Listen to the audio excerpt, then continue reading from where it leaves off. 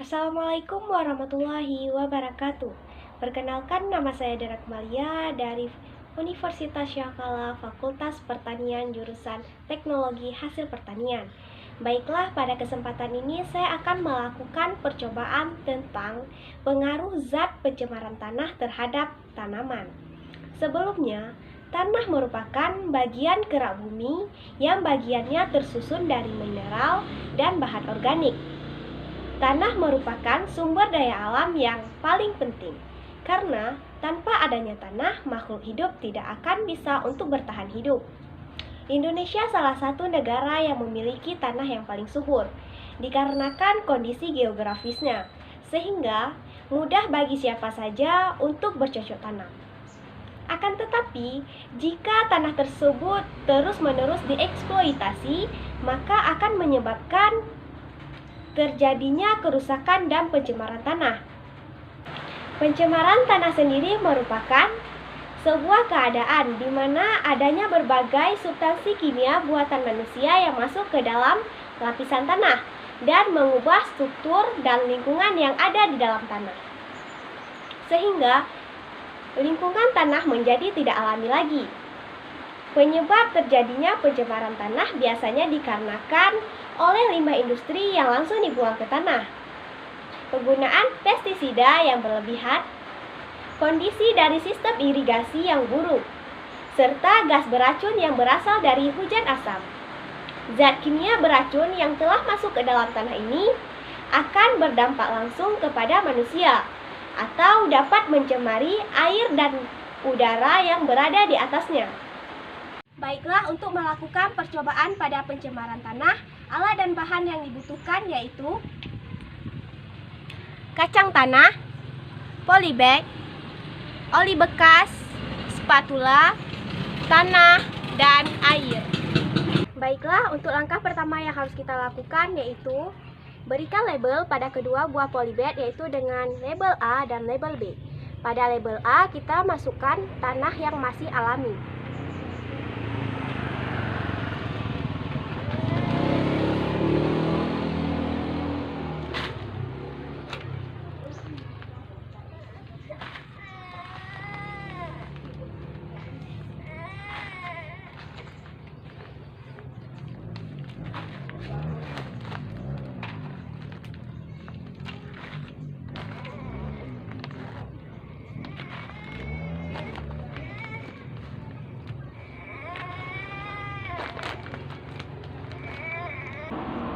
Dan pada polybag B kita masukkan tanah yang dicampuri dengan oli bekas.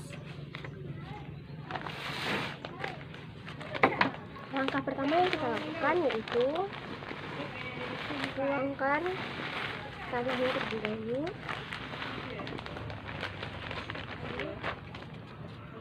Setelah itu tambahkan oli pada tanah tersebut.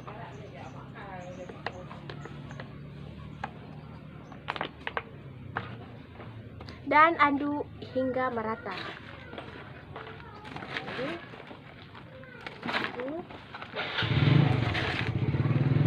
Aduk hingga olinya tercampur rata dengan tanah, sehingga tanahnya tercemar.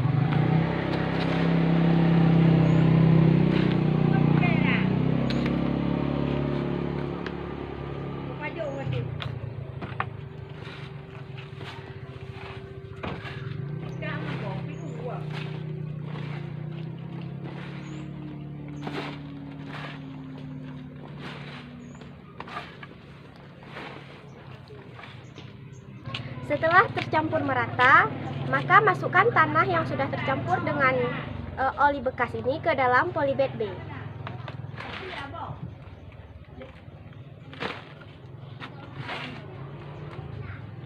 Isi hingga penuh.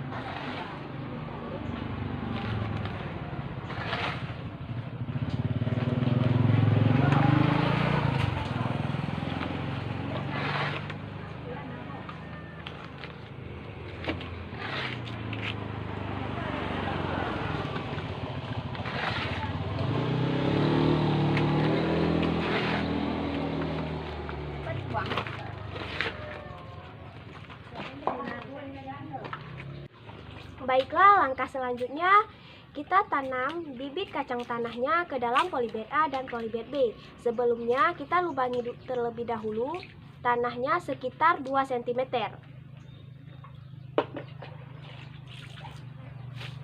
Dalam setiap polybag kita tanam 4 benih kacang tanah.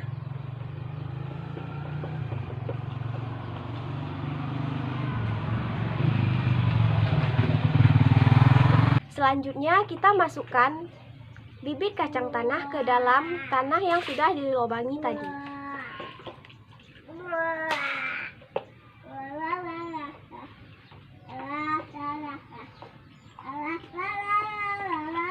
Setelah dimasukkan, maka langkah selanjutnya kita tutup kembali lubang tadi.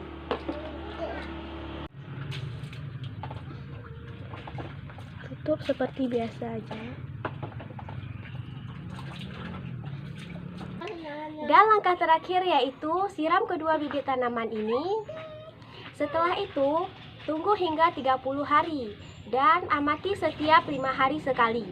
Dan jangan lupa setiap harinya untuk disiram.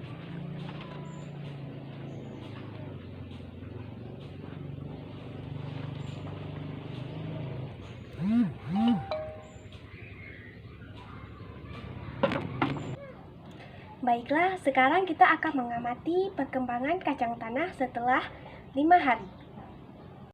Dapat kita lihat dari perkembangan kacang tanah setelah 5 hari, pada polybag A yang tanahnya tidak dicampuri dengan oli, kacang tanahnya sudah berkecambah.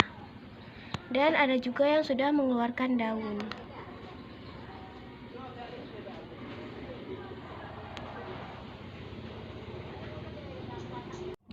Dan pada polybag B yang tanahnya dicampur dengan oli bekas, dapat kita lihat kalau kacang tanahnya tidak ada perkembangan sama sekali. Tidak ada perkecambahan yang muncul pada kacang tanah tersebut.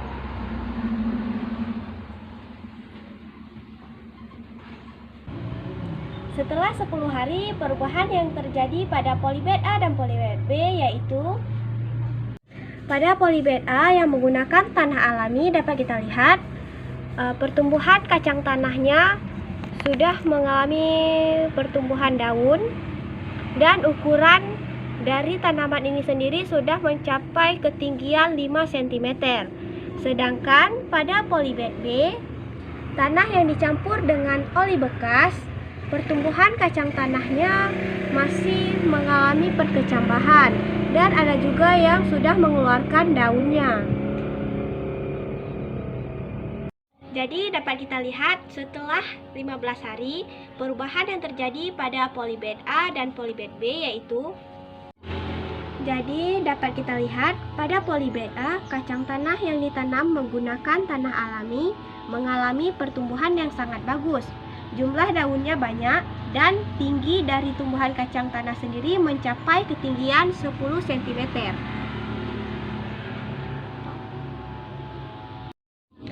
Sedangkan pada polybag B, kacang tanah yang ditanam menggunakan tanah yang dicampur dengan oli bekas, pertumbuhan tanamannya kurang baik dibandingkan tanaman kacang tanah pada polybag A. Ukuran daunnya lebih kecil dan jumlah daunnya lebih sedikit. Dan ketinggian dari tumbuhan kacang tanah sendiri mencapai ketinggian 5 cm. Baik, jadi kesimpulan dari praktikum ini yaitu dapat kita lihat pada polybag A, tanaman kacang tanah yang ditanam menggunakan tanah alami setelah 5 hari sudah mengalami pertumbuhan kecambah.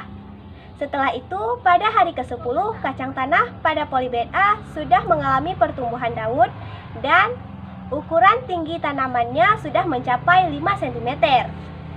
Dan pada hari ke-15, tanaman kacang tanah pada polybag A sudah mencapai tinggi 10 cm. Maka dapat disimpulkan bahwa tanaman yang ditanam menggunakan tanah yang tercemar atau tanah yang sudah tercampur dengan oli bekas akan mengalami pertumbuhan yang sangat lambat dibandingkan dengan tanah yang masih alami. Baik, sekian praktikum dari saya mengenai pencemaran tanah. Assalamualaikum warahmatullahi wabarakatuh.